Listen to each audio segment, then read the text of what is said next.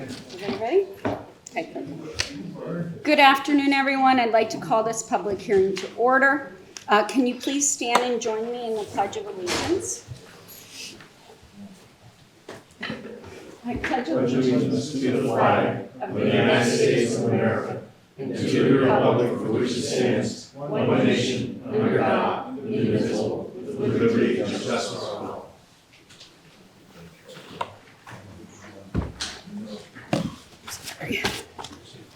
Today's hearing is specifically focused on the presentation of the tentative 2026 county budget. The purpose of this meeting is to hear public comments and questions related directly to the proposed budget, including revenues, expenditures, and financial priorities. To ensure we maintain an orderly and efficient meeting, we ask that all comments and questions remain limited to budget presentation. We appreciate everyone's cooperation and participation in helping us make informed, responsible financial decisions for Lackawanna County. I would like to thank everyone who has worked on the budget, and special thanks to Dave Balzoni, our CFO, and Mary Jo Granahan, our budget director, along with my fellow commissioners for their time and effort spent on preparing the tentative 2026 budget. I would also like to thank Throop Borough Council and officials for allowing us to utilize their facility. Although I am new to the role of commissioner, I am not new to county government. I have over a decade of experience serving as the deputy and director of Lackawanna County Economic Development Department and over 25 years of experience in the financial services industry, maximizing bottom line savings and driving profitability.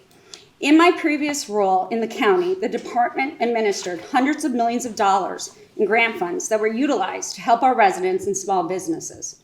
It is very unfortunate that I did not get the opportunity to do this sooner, as the PA Supreme Court recently confirmed.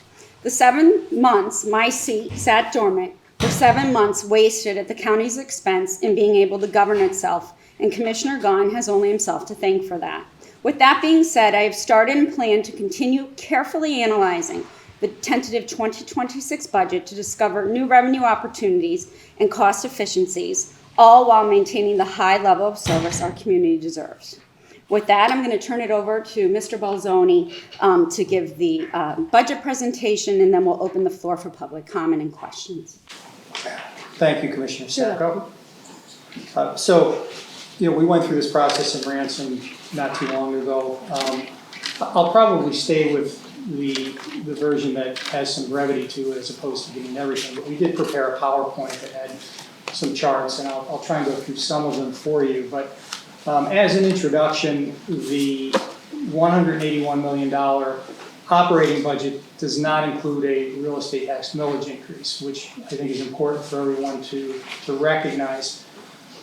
In order to get the budget to balance, we used the same process that we typically use. Once we receive the initial budget, we go through each of the departmental submissions, make some adjustments to line items within the department, whether it's on the revenue or the expense side, to try and improve whatever our position is in the budget. We're also using a tax lien sale, same facility that we used in 2023 to close a budget gap. It really is an excellent cash flow tool. What it does is accelerates the receipt of certain tax liens that we receive as revenue every year. So there are various components to it. The principal revenue sources that we receive from tax liens we're retaining. What we are selling are liens or delinquent taxes that we receive from years 3 on back. So we use that more as a cash flow tool. It's not something you can do every year, but periodically it does add value to try and improve the budget process. And we're also receiving a health insurance refund, which normally you would think is kind of unusual, where I think everyone recognizes that your health insurance costs have typically gone up in double digits over the last so many years and will continue to do so. Our claims performance has been favorable to the county in 3 of the last 4 years. We're also in a healthcare cooperative with presently 23 counties, and that's soon to be in 2026, 25 counties. So, with the assemblage of that number of counties within a plan, you are going to have some pricing leverage. That's been favorable to us. We did make some changes as well. We increased our stop loss premium, which added some savings to the overall cost premium of healthcare. And in addition to that, we made some structural changes presently with the non-union employee contingent, where we adjusted co-pays and deductibles. And all of that kind of amounted to what is a more favorable increase next year. Now, don't get me wrong, it still is an increase. But instead of what we initially expected to be a 9% increase, and then what we factored into this preliminary budget at 7.25%, because we knew we had favorable claims experience, our increase is at 4.5%, which is certainly much more manageable than trying to factor in a 9 or 10% increase. So when you think about it for a minute, if your outlay for healthcare costs around $30 million, if you're at a 10% increase, you're looking at a $3 million increase in your operating budget. That's really significant. So a number of factors went into that compression in percentage, all favorable, but there still is a cost there to the county. The general fund real estate tax rate would remain at 69.67 mils using current valuation. Obviously, with a revised evaluation, that millage number is going to change. The revenue equivalent would be approximately the same. Debt service millage remains at 15.99 mils. The library fund tax rate remains at 3.07 mils, and the culture and education fund tax rate remains at 1.25 mils. So we started this budget process with a projected deficit of about 3.97 million. Now, put that in perspective. So I arrived in October of 22, walked into a preliminary budget that had an $8 million deficit. Trying to overcome an $8 million deficit was a challenge, especially for someone who didn't know where the bathrooms were at the time. It went from an $8 million deficit to a $15 million deficit in the subsequent year, and then preliminary budget deficit of $37 million. So starting off with a $3.97 million budget deficit creates a more manageable process when you have some tools that you can use as resources. And in this case, the departmental adjustments amounted to about $880,000. So those departmental adjustments were used to create some enhancements in revenues where we felt the revenue line item could be improved, or expense reduction, where we thought some expenses could be reduced in certain areas. The tax lien sale, we were originally budgeting that at $2 million, and we reduced that to $1.75 million, and I'll explain why in a bit. The tax lien sale we did previously was for $1.5 million. We did that in 2023. Now, that was issued with a 5-year maturity on a note that was used to purchase the liens. Because of favorable collections, that pays off at the end of this year. So in effect, it's paying off in 2 years. So we thought we could increase the amount because there certainly was sufficient revenue in there from those liens in order to be able to manage the maturity on the debt that's used in order to purchase the liens much more effectively. And the group health refund, we budgeted at 1.1 million. Now, that's an exact number. We did have our meeting with our healthcare administrator last week, and they confirmed the amount of the refund and also the percentage increase of 4.5%. So with this budget iteration, it created a small surplus of $7,000. Now, when we created this budget, we did not yet have the meeting with our health administrators. So keep in mind, we budgeted at an increase in healthcare costs of about 7.25%. So once it was confirmed that it was 4.5%, we reran the numbers.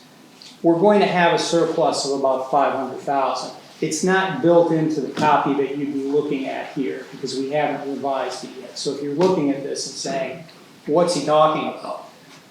It's because we haven't updated that version yet. The surplus should be around $500,000. So departmental adjustments, what do they mean? It could be any type of adjustment, either on the revenue or expense side. One area that we covered in the category called non-departmental revenues is indirect cost reimbursement.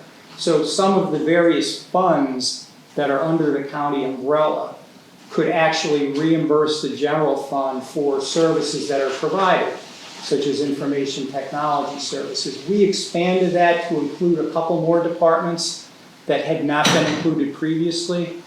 And there are some other areas that I think we can improve, and we've had some discussions along those lines as well. Judicial records revenue, we increased that amount to $1.2 million.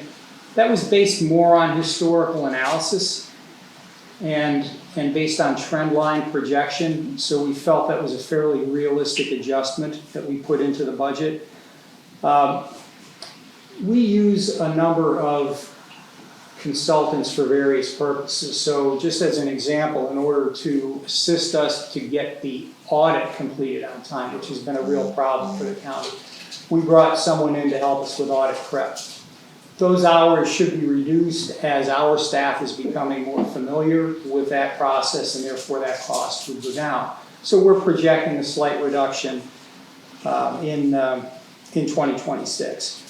And we also looked at an increase in some of the funding we're receiving from the federal government for the detention of federal prisoners at the county prison.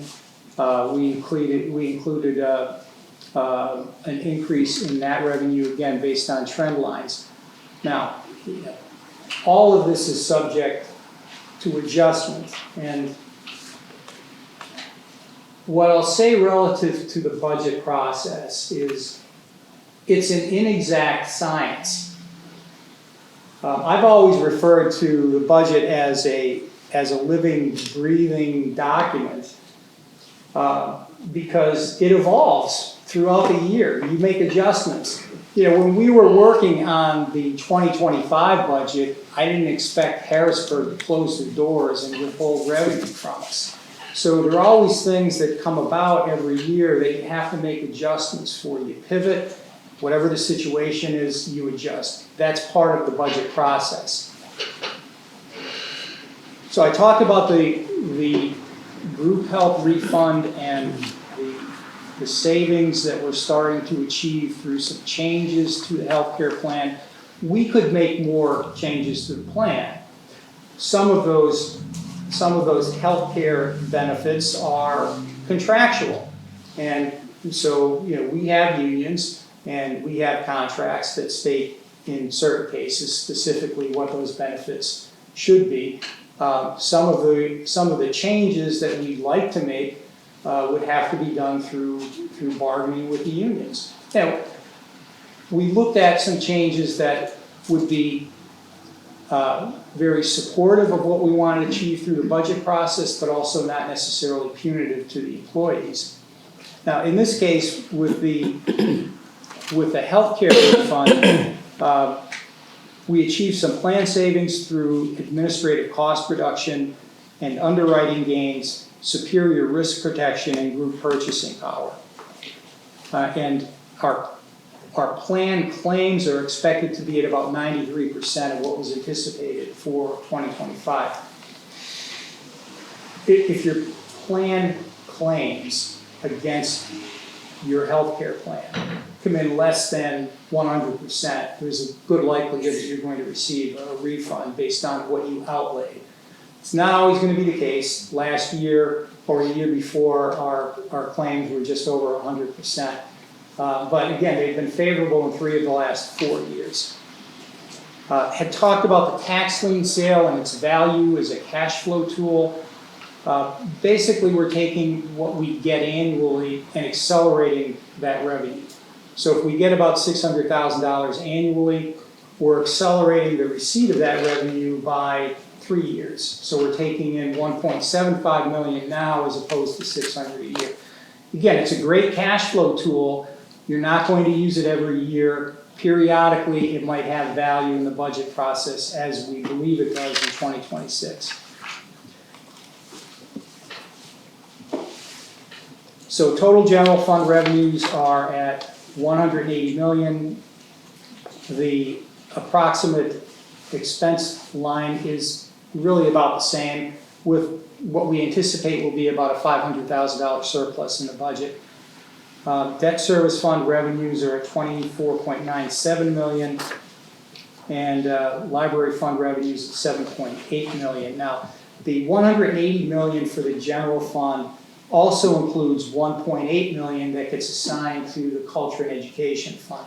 So it comes in with that $180 million total, and then throughout the year, as those dedicated taxes are received, we move those dollars into the culture and education fund.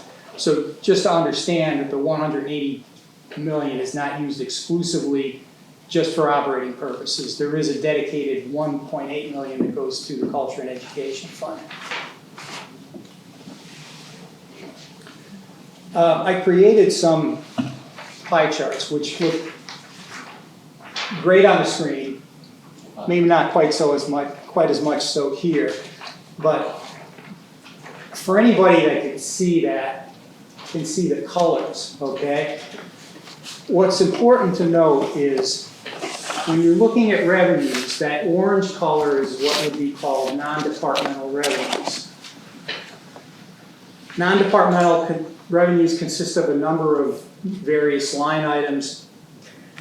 The principal line item in non-departmental revenues is real estate taxes. So out of that large chunk of the pie, 93% of that is real estate tax revenues. So that underscores the importance of real estate tax revenues in operating a county budget. Now, in fact, out of that total revenue number of $180 million, 61% is derived from real estate tax revenues. Now, I wanted to point out, because I think this is important as well, the other smaller, the blue, Office of Youth and Family Services, we receive $34 million, or we're projecting to receive $34 million from the state to support a number of different services that are provided through our Office of Youth and Family Services. That's 19% of the operating budget. So what happens when you have a budget impasse in Harrisburg? You're not receiving that revenue. So we have to make up that revenue in other ways to be able to provide those services. Really is very important when you're receiving dollars from the state and federal government. If those dollars are held up, it creates a problem for us in our operation. On the expense side, distributed similarly, and you could see by the colors that you've got some very significant portions of the pie chart. So in the blue, that would be the prison. We're budgeting at approximately $35 million, which is 19% of the operating budget. It's a significant cost. Office of Youth and Family Services, and again, the revenues are there to support the costs, but we're looking at costs of about $41 million. Now again, when we get reimbursement from the state, it's not dollar for dollar. We get anywhere from 60 to 80% of reimbursements to cover those costs, so we still have to outlay costs ourselves. It's a significant part of the county operation, as you can see. Those expenses amount to almost 23% of the operating budget. Non-departmental expenses, which includes a host of different expense line items that aren't included in the various departments. That's 24.8 million, or almost 14%. Our retirement or pension contribution makes up 38% of that number. We budgeted 9.4 million for the county pension in 2026, which is a significant improvement from where the county had been a number of years ago, where it was either not budgeting anything or graciously budgeting $500,000. So, our actuary gave us a schedule we have to work through. The equilibrium number for what our annual contribution should be is around 15 million. Now, you're not going to go from one budget year to the next and get to 15 million. So we've been increasing it incrementally by adding increments of 1.5 million a year. So this 9.4 million adds 1.5 million from where the budgeted amount was this year. And we have to add 1.5 million next year. So no matter what we do with the budget, it's going to be $1.5 million more next year because we have that requirement in order to fund the pension contribution.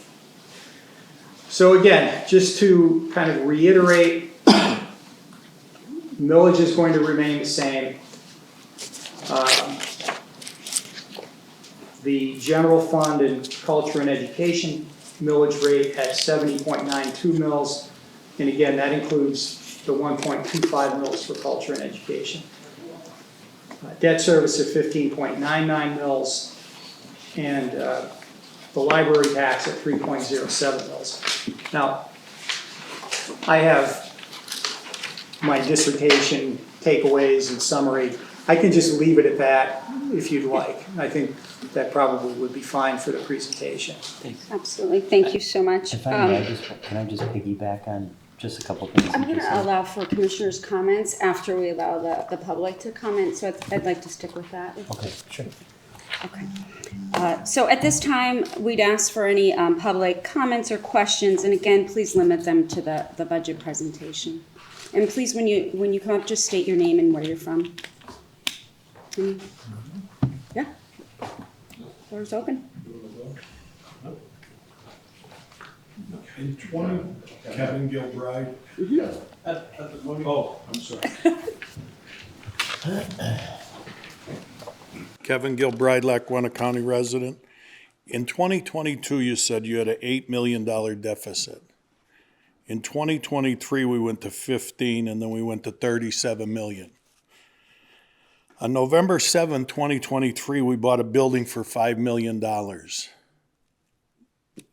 with 25,000 square feet and 56 parking spaces to house a healthcare department. I just wonder what the situation is on that building now and who occupies it.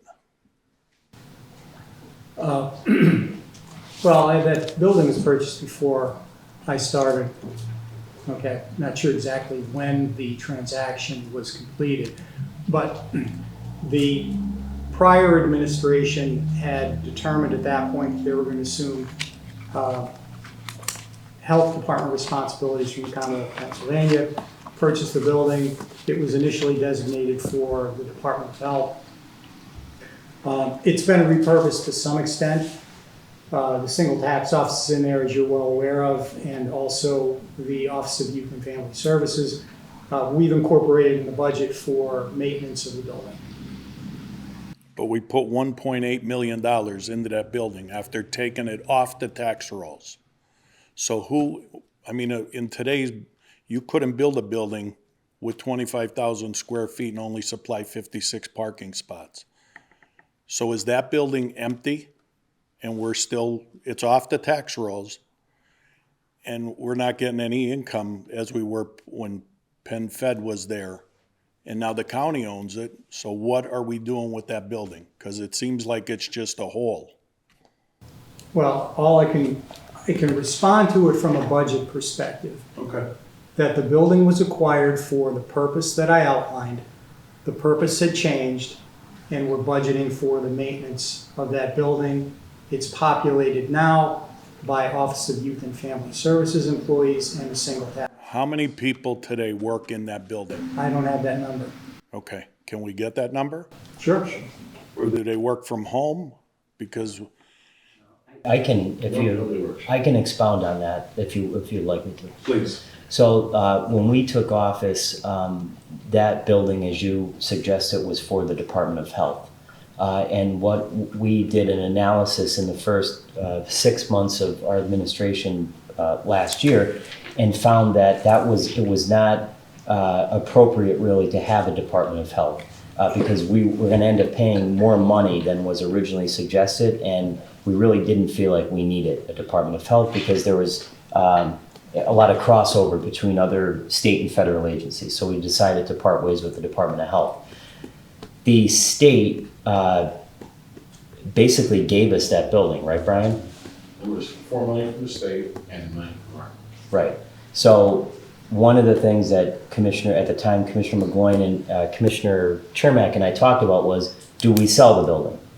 We didn't end up selling the building because we are now housing almost all of the Office of Youth and Family Services, because that building is more conducive for the type of work they do. There's a parking lot. They have to be on the road constantly. So they come in, they park, they go in the building, and they go because they're on the road all the time. So we made that conscious decision. Most of the utility bills and the maintenance on that building get reimbursed from the state, correct, Brian? That's part of the reimbursement. Yeah, it's part of the reimbursement, so. Who put up the 1.8 million for renovations? The previous the previous administration, right? The $1.8 million he's referring to that was put in the building, I believe that was part of the arrangement with the state from the previous administration. The building was purchased November 7, 2025, or 2023. Yeah, that was So it the, would have been after that the $1.8 million was invested, right? no, that building was It was purchased. purchased before 23. It was purchased back in 21, I believe. Okay, by the county? 22, yeah. Okay. And arrangements were made for money to be put into it for So, reconstruction. so is there room in the massive Globe Store building to consolidate? The thing I don't understand is, like you said, you have to make arrangements for, the government being shut down. Well, private business has to make that same thing. And when COVID happened, nobody was ready for that, but we had to get through it. And the county got to figure out a way the same thing instead of just putting it on the people and the business of Lackawanna County, because it can't keep rolling. There's older people that can't do this. Businesses, we're lucky we can go to work tomorrow. I always say, as long as you can go to work tomorrow and make more money, you're fine. But the old people that are on a fixed income, they can't do it. And those are the people that's hurting. I have one more thing. The assessment, I was at the meeting on Monday, and I know you want to slam this thing through, and it's wrong. I filed an appeal for 3 of my properties. I just met with the appraiser on Tuesday. I met with the appraiser because he was finally available to look at my 3 properties and get on his radar to give me an assessment, to appraise my properties for probably the tune of $10,000. But guess what? I had to wait my turn. I had to wait my turn to get there, which I have no problem doing, but it takes time. There's only 3 or 4 appraisers in Lackawanna County in this area. And when you have 500 appeals come in, or whatever appeals came in, it takes time.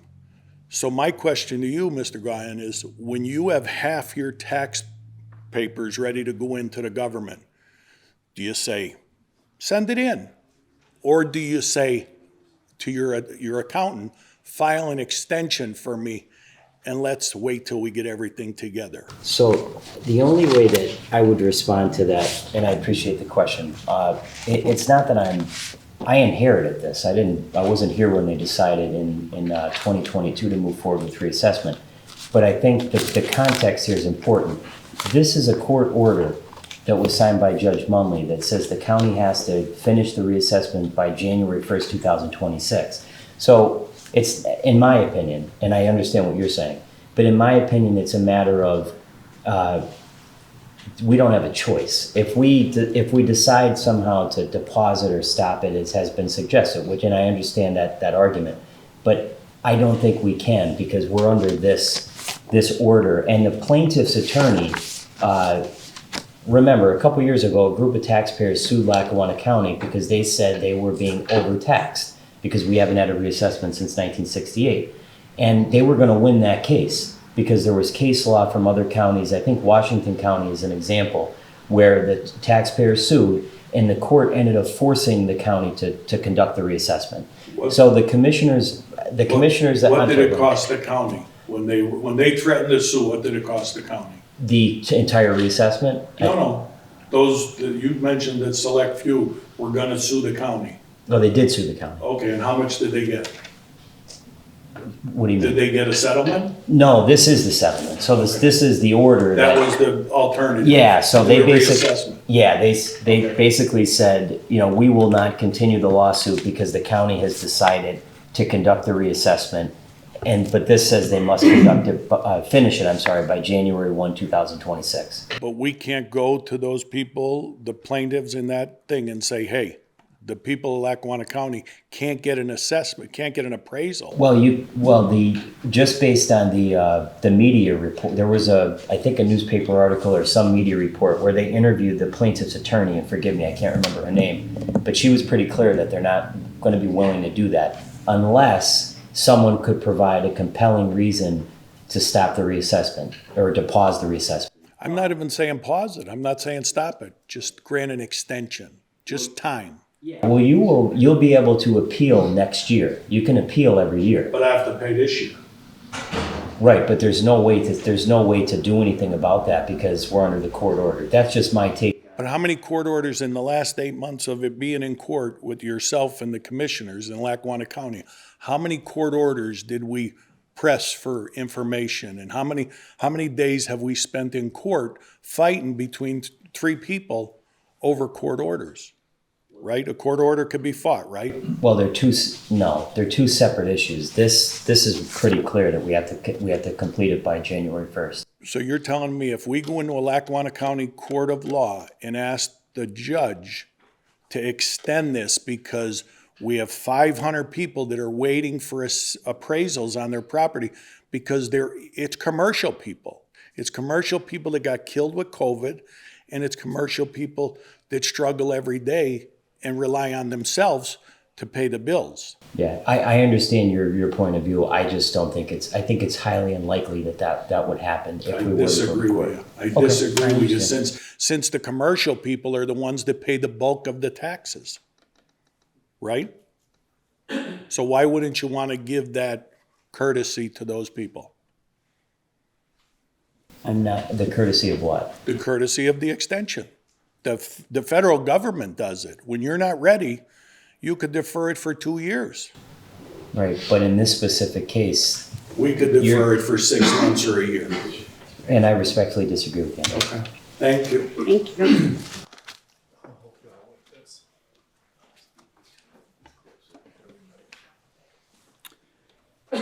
Bob Wallace Scranton, and here in Throop.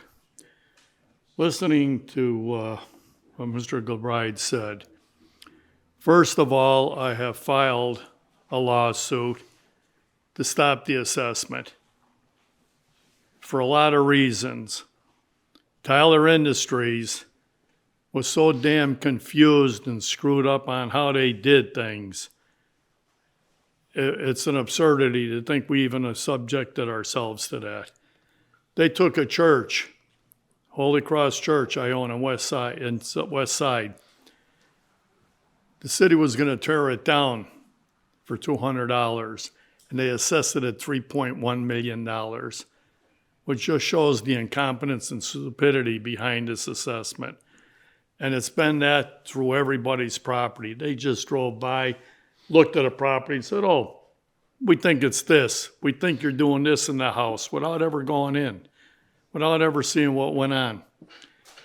The problem with what they're doing, and nobody's taken into consideration. For us to defend ourselves, both residential and commercial, we have to spend a ton of money to have appraisals done. And then we go in and we talk to the people downtown, which I've been there, and it's like talking to a vacuum. So what are you left to do? You got to go to court. We filed to go to court, and we've recused every single judge we filed to recuse in Lackawanna County. We want a judge out of the area for the simple reason they're employed by the county. And we want somebody out of here that will have a fair and impartial judicial decision based on what's been going on. So I took the bull by the horns and said, we're going to change the way we do business here. Mr. Balzoni, all due respect, I've had companies, I've had over 1,200 people in them, I had over 600 trucks on the road all over the country. What you got is a wish list. It's based on assumption. Anything in accounting is on assumption. Let's say a hurricane hit tomorrow. It's not in your portfolio. It's an assumption. We can't look at a crystal ball here anymore.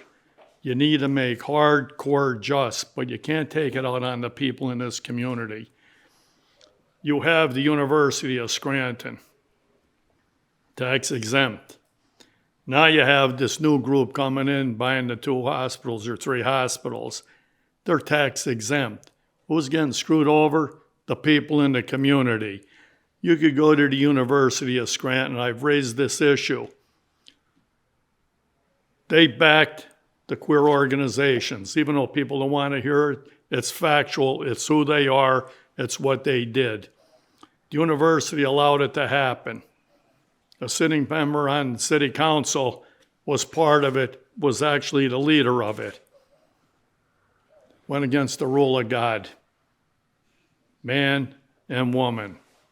Period. When it runs the rule of God. They violated the rule of God. They should lose their tax exemption, and the only exemption should be the hall, not the hall, but the chapel. Period. But nobody wants to take that responsibility and do it.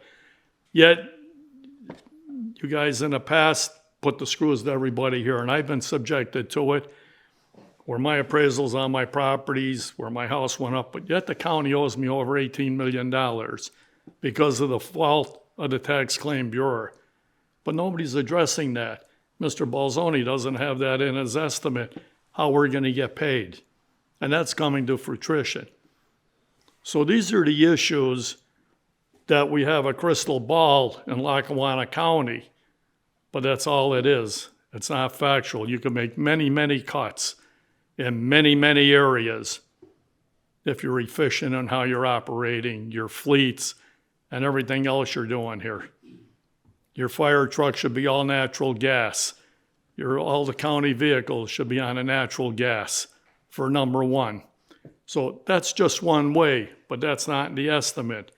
You have an estimate based on buying diesel fuel and gasoline and higher maintenance. When you go to natural gas, you cut the maintenance down on the vehicles by 95%.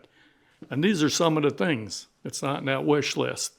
And I'm not picking on Mr. Balzoni. I'm just bringing out the flaws.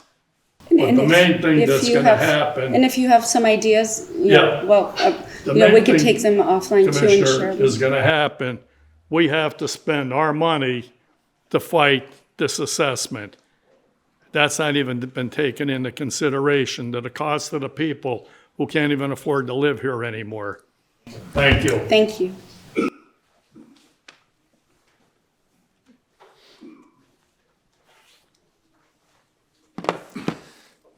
Good afternoon, Commissioners. My name is Doug Paulman. I'm a resident, business owner, and chairman of the Newton Township Board of Supervisors. I'm here today because reassessment process currently underway in Lackawanna County is creating significant uncertainty for both taxpayers and local governments like mine. As a business owner with substantial acreage, my partner and I have followed every step of this process in good faith. the informal review with Tyler Technologies, the formal appeal with the county board. We've also spent money to have thorough independent appraisals done on all of our properties to ensure the accuracy and fairness. Yet even after all that, we still lack the clear, consistent information needed to understand how our new values or forecast what our 2026 tax bill will be. From the township side, we're in the middle of preparing our 2026 budget, but without knowing our total assessed value, we're forced to base our work on outdated numbers. That's not responsible budgeting, it's guesswork. Even though the courts have ruled that the new assessment must be certified in November, I'm asking the commissioners to petition the court to allow the county to issue 2026 tax bills using the current assessments. Doing so wouldn't cancel the reassessment. It would simply give residents and business owners the time they need to fully understand their new values and, if necessary, file appeals. It's also important to remember that Lackawanna County residents just faced a 33% tax hike in 2025. To now add the financial impact of a reassessment on top of that could be crippling for many families, especially seniors on fixed incomes. Most people in this county still don't know what their millage rate will be. And when those 2026 bills arrive, many will be shocked. Businesses, meanwhile, will likely place funds in escrow while appealing, which could slow county revenue anyways. Commissioners, I urge you all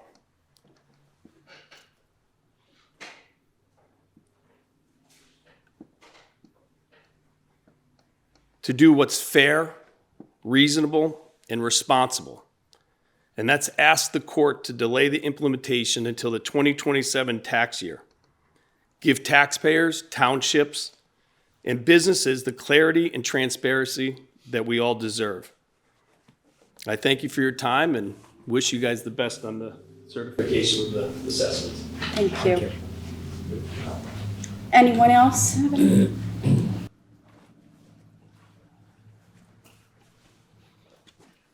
Well, I didn't come to speak. My name is Keith Eckel, a farmer in Schultzville, Pennsylvania, and a taxpayer. First thing I just note is the gentleman who spoke first indicated the difficulty in getting an assessor with just the 40-some hundred assessments that were contested. I can tell you I'm still waiting for the assessors, the professional assessors, to come to my place. And I do have a serious concern, and I do realize the county hired what, in fact, I believed was to be a responsible firm, being Tyler. But to my knowledge, they didn't have one certified appraiser anywhere in this county evaluating those valuations. Haven't been able to determine one. Most of them received 2 to 4 weeks of training, period. When I appeal, I have to have a certified appraiser. That is a key point. Commissioner Gaughan, I acknowledge your comment that there is a court order.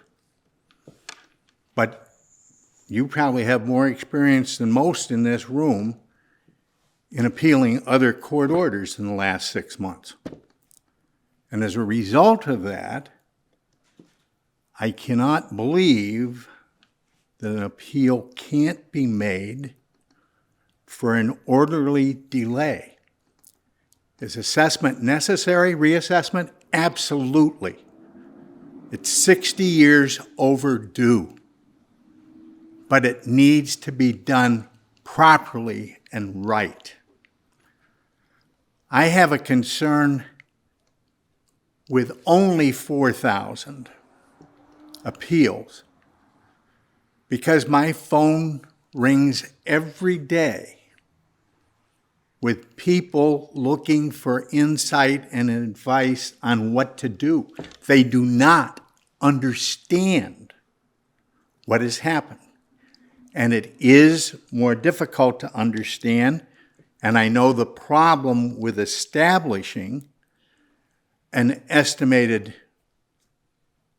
assessment of cost until you have the final numbers. But it is a real problem for our residents, and especially those who are elderly, those who are on fixed incomes. It is imperative that this board set a reasonable timeline to make certain that everyone understands it. Now, some good things have happened. I would have to compliment the assessor's office with the lady in charge of Clean and Green. For over 30 years, this county said they didn't participate in Clean and Green.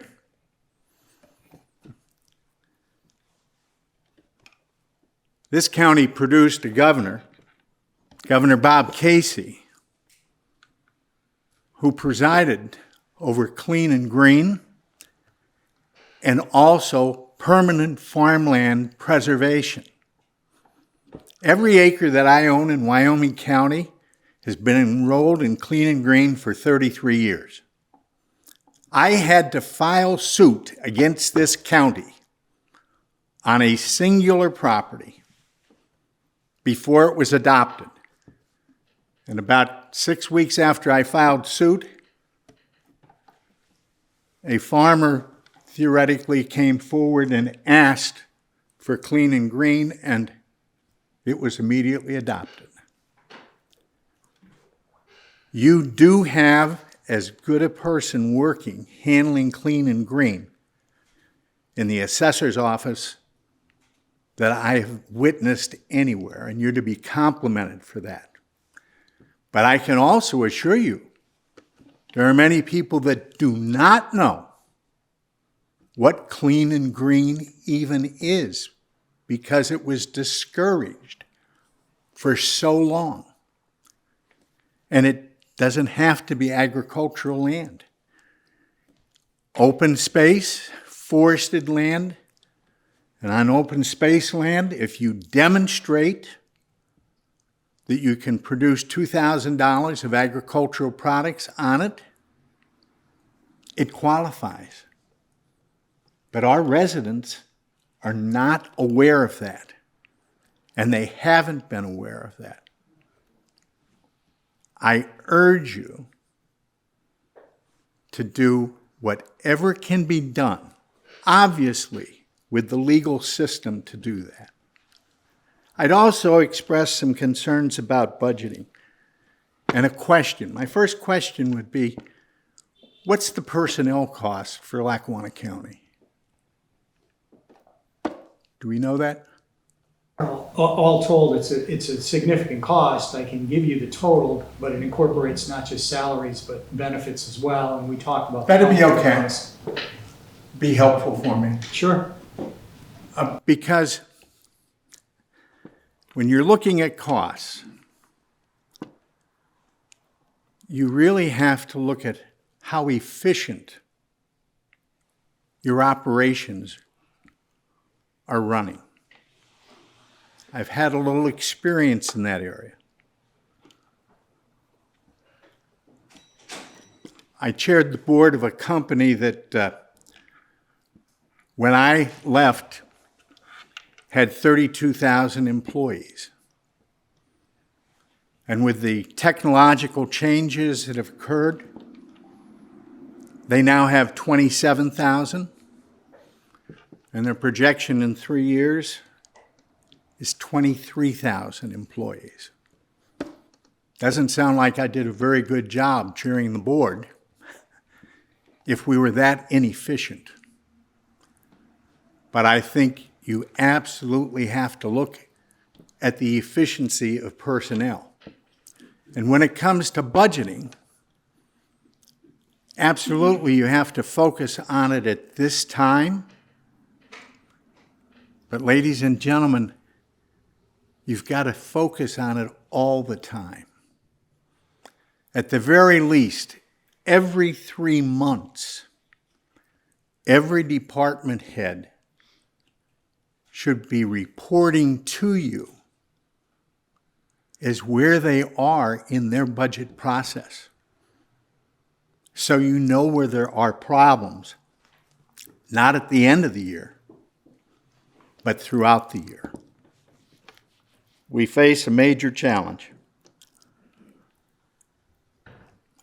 I honestly believe and hope that everybody's desire is to serve the taxpayers of this county as well as we can and its citizens. And I absolutely believe that does mean every legal attempt to delay the implementation. And I would hope that it wouldn't take a year. Might only take 3 months. But we've got to do a better job in that area of serving our residents. And I appreciate your time. Anyone have any other comments or questions? Okay. At this time, we're going to move on to Commissioner's other comments. Commissioner Khan? Sure, thank you very much. I just want to thank Dave Bolzoni, our CFO, and Mary Jo Granahan, our budget director, for all their help with putting the budget together and putting the presentation together. I'd also like to thank all of the officials here in Throop for allowing us to have this budget hearing. I want to just take a few minutes to emphasize that this budget is not only about 2026, but it's about the long-term health of Lackawanna County's government. Consider the big picture that this budget reflects. Our goal is to achieve financial stability, predictability, and sustainability while maintaining crucial public services, often for our most vulnerable, youngest, and oldest citizens, and ensuring that the county continues to play a major role in economic development, job creation, and improving the local quality of life. This budget, the 2026 preliminary budget, maintains the county's commitments while moving us steadfastly towards stability, sustainability, and predictability. I want to focus on the future, but that does require a bit of context regarding the past and the present. As everybody here knows, upon taking office last year in January 2024, we inherited an unfolding financial disaster. That included $19 million in bills that weren't paid from the year before, a budget that purported to pay 13 months worth of expenses with 12 months worth of revenue, and a projected budget deficit of $37 million. That is about as close to being insolvent in county government as you get. Last year, outside of a $37 million deficit and $19 million in bills that weren't paid from the year before, the county actually had to borrow, I think, over $10 million just to be able to get to the end of the year. So the outlook was not positive last year whatsoever.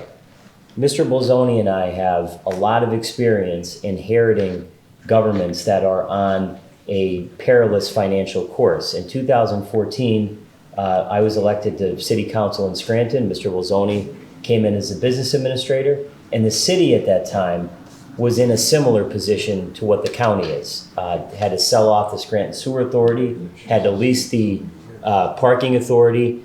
So the position of the city at that time was awful. But we were able to turn things around.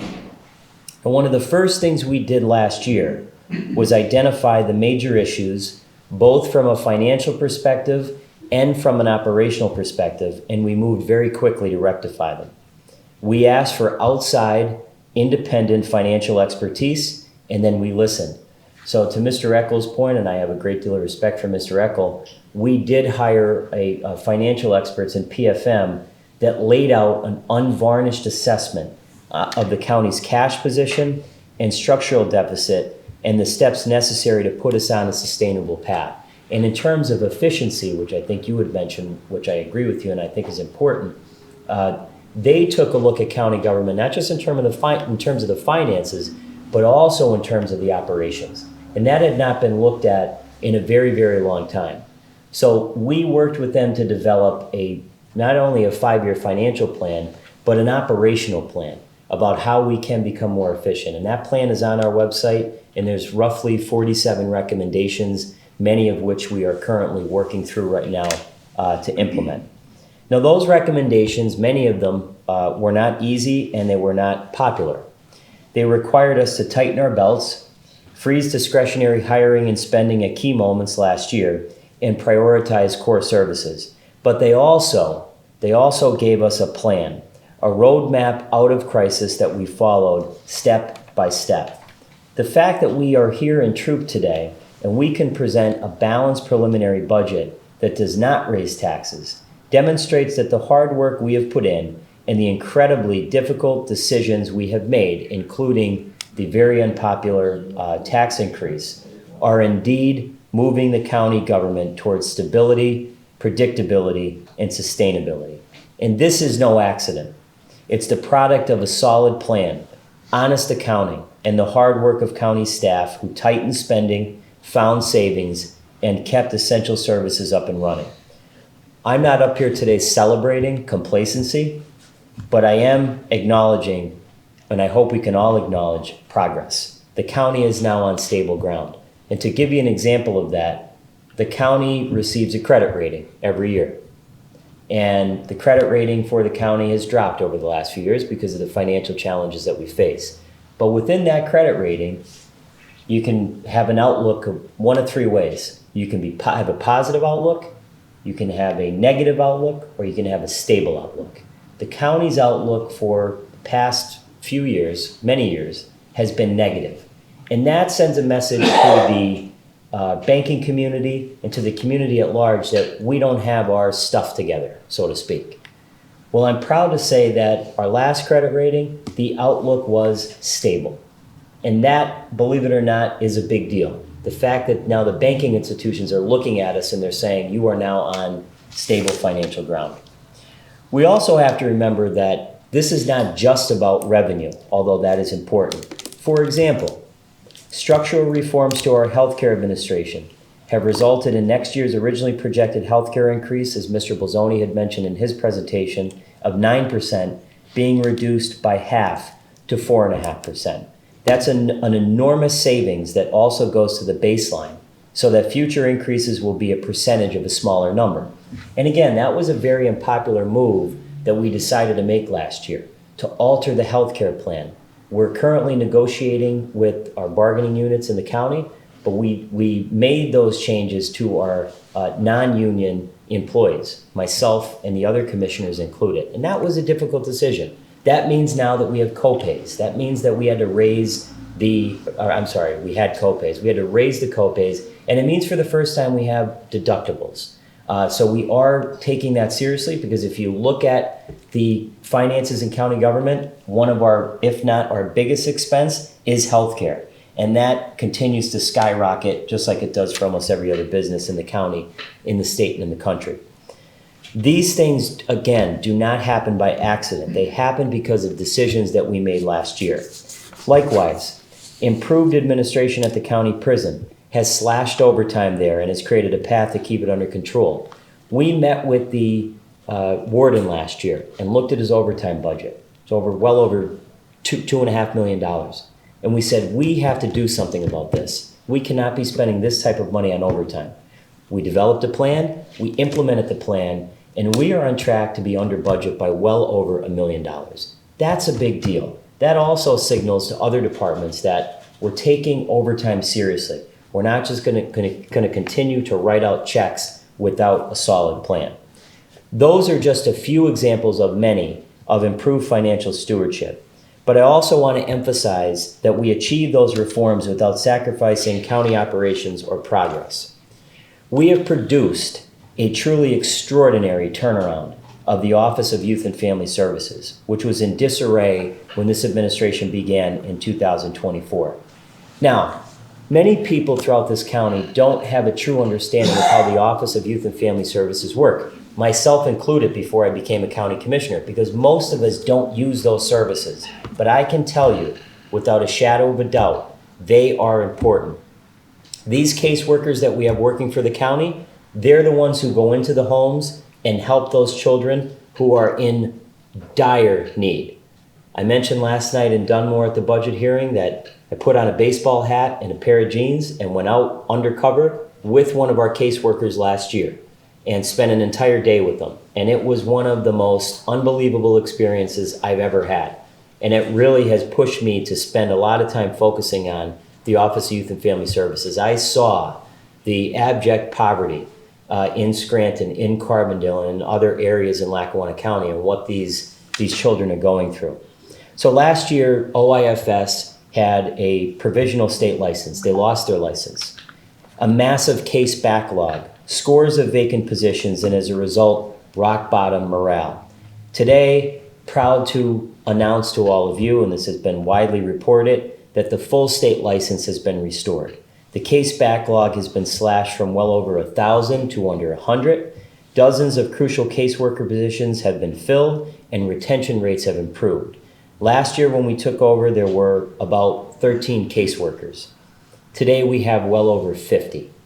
And we have launched a first of its kind Community Pathways project in Pennsylvania. There's no other Office of Youth and Family Services that you will find in any county in Pennsylvania that has this type of program, because one doesn't exist. We created it.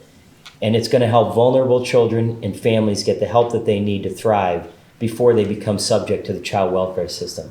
And the other important point to make about that program is it's good for the families and it's good for the children, but it's also good in terms of budgeting. We want to make sure we keep families and children out of our system in Lackawanna County. That's going to help bring costs down in the long run. The county is also partnered with the Chamber of Commerce to promote high-tech entrepreneurship. We have continued to provide business improvement grants to help small businesses grow and prosper. We have helped businesses and civic organizations to secure millions of dollars in state and federal grants to improve their facilities and operations.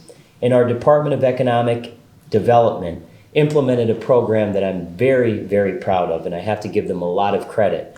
They prevented evictions of 70 families from their apartments, helping those tenants and their landlords deal with economic crisis. And they just received a statewide award, and they accepted that award a few weeks ago. Our Parks Department has improved the physical condition of our parks while introducing an array of new programs and outdoor opportunities, including completing the beautiful North Pocono Trail in Elmhurst Township. And there's much more to come in 2026 and beyond. Over the past year, we've rebuilt and paved miles and miles of county roads that had been neglected for far too long. And I have to give Mr. Bolzoni credit for, in the midst of a financial crisis, not neglecting and putting off some of these maintenance things that we had to do. Major bridge repairs and replacements that ensured our communities are safer and better connected.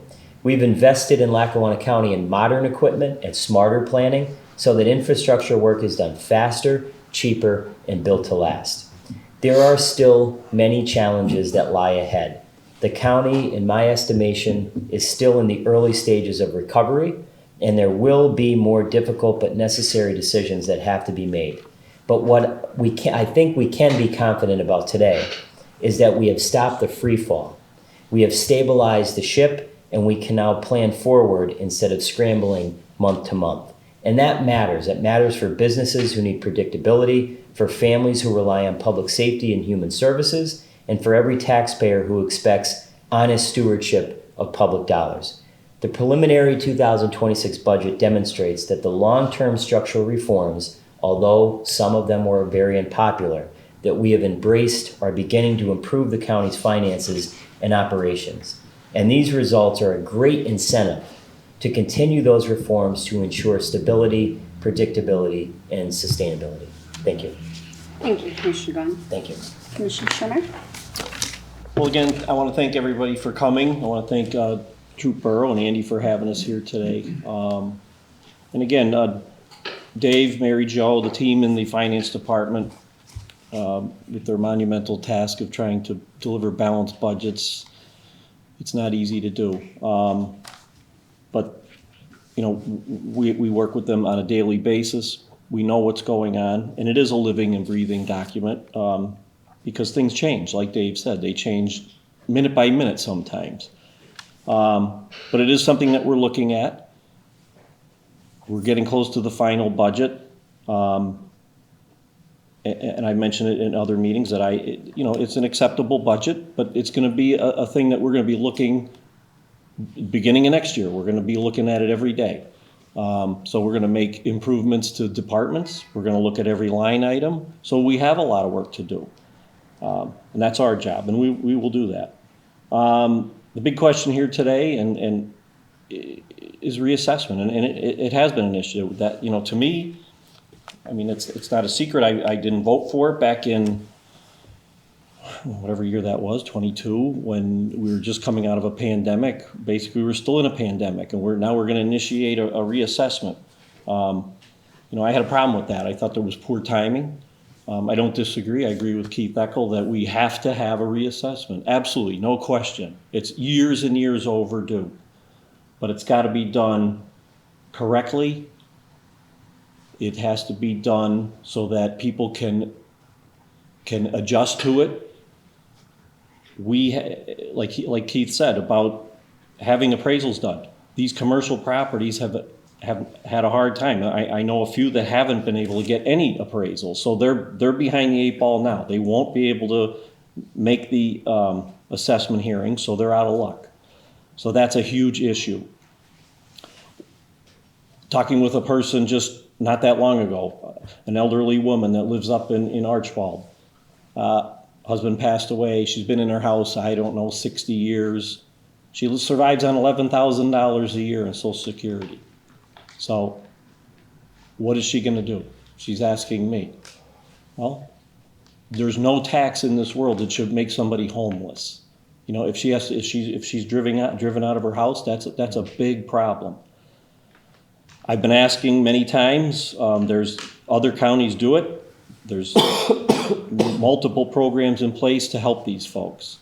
I don't have them here in front of me, but there's many things that we can do to help people on fixed incomes and the elderly. So before the reassessment would be initiated, I'd like to have some of that in place. Now this year we were able to put in a payment system, 4 payments for your taxes, which is a nice thing, but that doesn't help somebody that doesn't have the money. It does make it a little easier for families. They can spread it out throughout the year. So that's a good addition to the tax issue. So look, moving forward with our legal team, we're going to be talking to them about this and about petitioning the courts and looking at possibly dragging this out a little bit longer, give people an opportunity to get their appraisals and get their assessment hearings and then be able to get on track. Schuylkill County's in the same position we are. They sent out their initial paperwork to the residents and to the property owners. They had their old assessment, their new assessment, and an estimated tax payment, what their taxes will be. I believe that should have been done. It would have alleviated a lot of issues, a lot of questions would have been answered right then and there, first shot. So I would really like to get that out to folks so they have an idea, because again, many people have no idea where to start or what to do. So that's a huge issue. Again, commercial properties, our saving grace here is business and bringing dollars in and growing our economy here with economic development. If we drive these businesses out, that's just gonna hurt. It's gonna make it worse for the residents. So it really needs to be looked at. And we will continue to do that. But again, I want to thank everybody for coming, and that's all I have to say today. Thank you, Commissioner Shermack. I am going to continue fully analyzing the tentative 2026 budget for potential revenue opportunities and expense savings, and I hope to find items that could help lower the tax burden on our taxpayers. I'd like to thank Throop Borough for having us here today and for everyone attending. And this hearing is adjourned, and have a great day. Thank you.